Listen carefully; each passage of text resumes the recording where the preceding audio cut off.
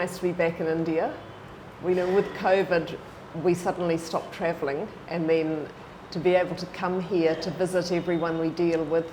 India is one of the countries that we produce more in than anywhere else in the world. And a lot of our suppliers we've known for 15 or 20 years.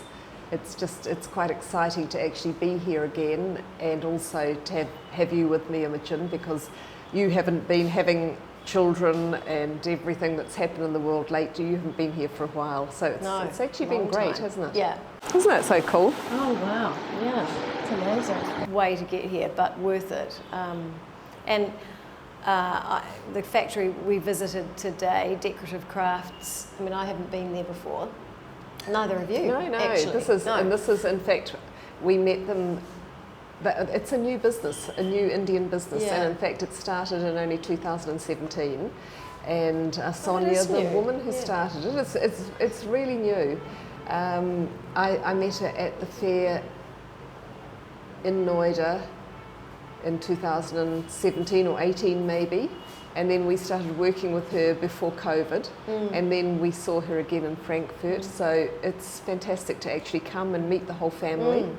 So we'll just show you how we are doing, how we stitch, so you can have a look around, how we do the hand paint, the hand work is going on, so we can show you all. And this is pretty. Well, you see, everything is. This is the problem. So is this painted? Is this painted? Yes, this is hand painted. It's a real family business. The husband and wife and their two sons And their daughter-in-law. and their daughter-in-law all involved. So that is really lovely. And it was great to see the samples that I'd been working on in New Zealand before we got here, and went into the factory, and there they were being produced by these amazing artisans, and you know, they're so clever.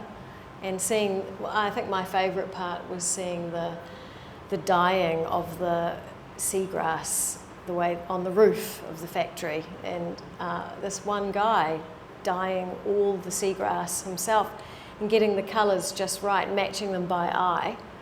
And incredible, they just dyed in vats, like literally just vats that are, you know, like a big bucket. One guy. And there's one guy, and he literally just dyes all the colours, and it makes you realise when you're sitting in New Zealand sending off an email, and we'll have 23 colours and this stripe and that stripe. Not quite yellow enough. Can you make it a bit more yellow? And we don't like the green, and can you remake it? Can you remake it 3 times?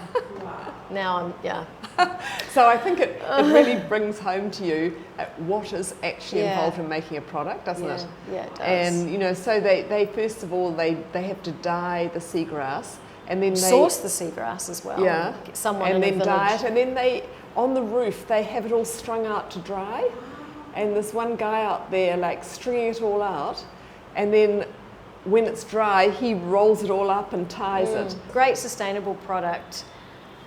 Yeah, the seagrass is sourced from the east of India. Grows really easily, apparently, seagrass, so it regenerates really, really easily, which is great. And it's just nice to know that the product, once it's been used, once its life is over, can just go back into the ground. I really like that idea. Yeah, I think also, so Sonia started the business in 2017, and then they found a French designer, and she'd be in her 60s, I would say, and so she comes out twice a year when the fair is on for 10 days, but she sends lots of ideas, and she's quite quiet, very focused. Well, she was there too. Yeah, she was there today, so just focused on her work. Well, I was keen for Imogen to meet her, but she really was. There's the fair coming up, and she we chatted to her very briefly, but it was like, I am busy. She's like, and I can't come for lunch because I have so much to do. But it was lovely seeing her, and there's definitely a European feel to the shapes and the colours. Yeah, very French. And an amazing showroom. You know, it's almost overwhelming because everything is nice. You walk in there and you think, oh my goodness. I mean, we don't really need to design anything. Saying to my daughter that we could literally have a shop selling everything they had there, everything is lovely. Yeah, you could. You could just have a shop just selling decorative craft product. Yeah, so I think, you know, we sort of started in the showroom, and it was, I mean, it's very interesting to see what is in the showroom, but for me it's even more interesting when we walked around the workroom and you see what they're producing for other customers and what different countries order and what is being made.